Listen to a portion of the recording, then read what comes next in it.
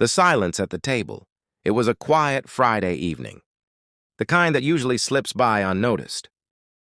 The kitchen smelled of garlic and butter as pasta steamed on the table. I sat with my two children, Elena 16 and distant, and Jonathan 12 and endlessly curious. To anyone watching, we looked like an ordinary family. But in truth, we were strangers sharing the same air.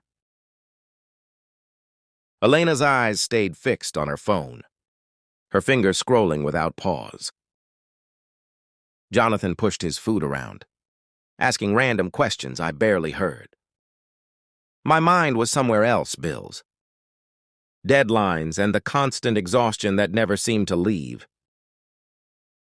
When their small argument broke out over nothing, I sighed and picked up my own phone, pretending not to notice.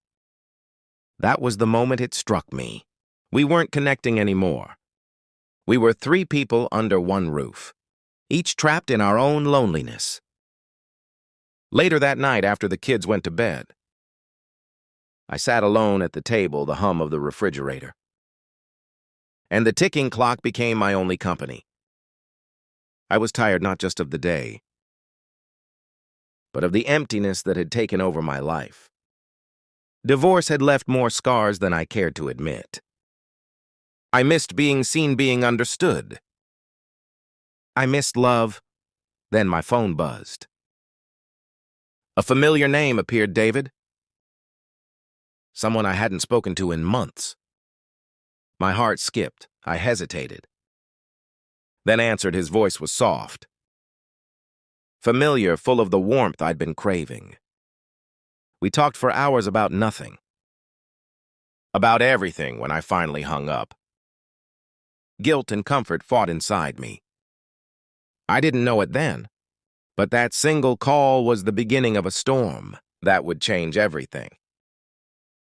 The double life days turned into weeks. I went through my routines: breakfast, work, homework, dinner, but something had changed. David had slipped back into my life, like a secret flame I couldn't extinguish. We texted constantly, our late-night conversations, becoming my escape from the heavy silence of home. During the day, I was Mom, the one reminding Jonathan to brush his teeth, and scolding Elena for staying out too late. But at night, I was someone else. A woman rediscovering the parts of herself she thought were gone forever. David made me feel alive again. Desired, seen.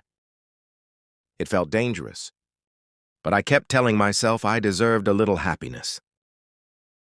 The kids noticed before I did. Jonathan would peek at my phone and ask, "Who keeps texting you, Mom?"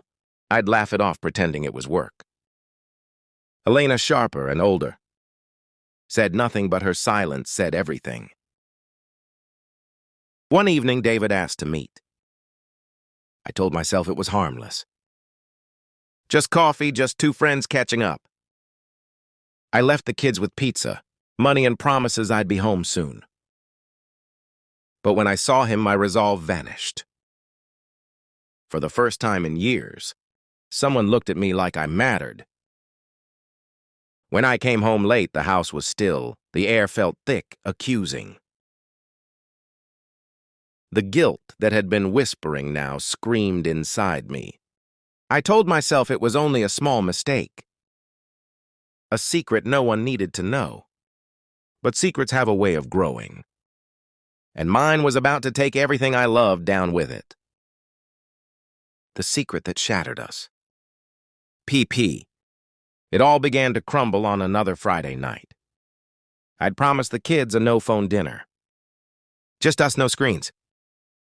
No distractions. I wanted to fix what was slipping away.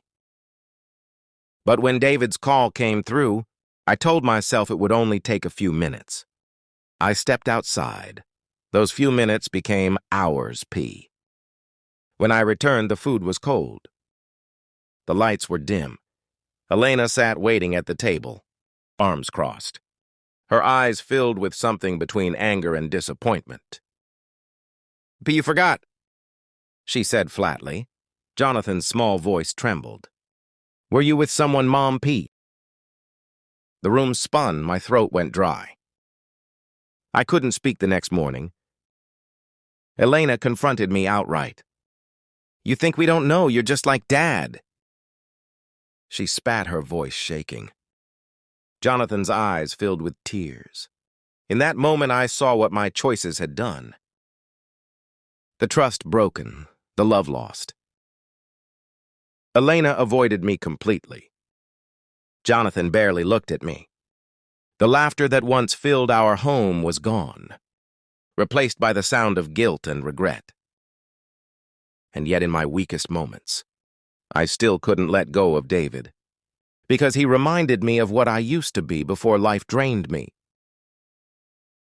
But that comfort came at the highest cost.